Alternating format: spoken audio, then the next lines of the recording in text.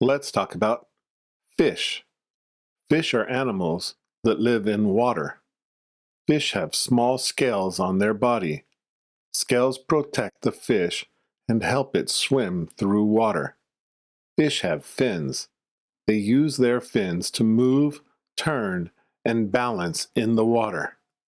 Fish also have a tail. They move their tail to swim. Fish breathe in a special way.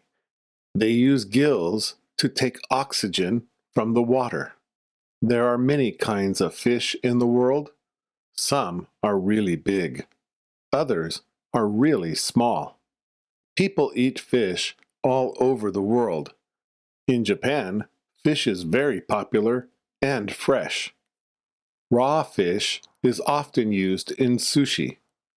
Raw fish must be very fresh and clean. Japan has large fish markets. Every morning, boats bring in fresh fish, and they are sold right away. You can also see fish at an aquarium.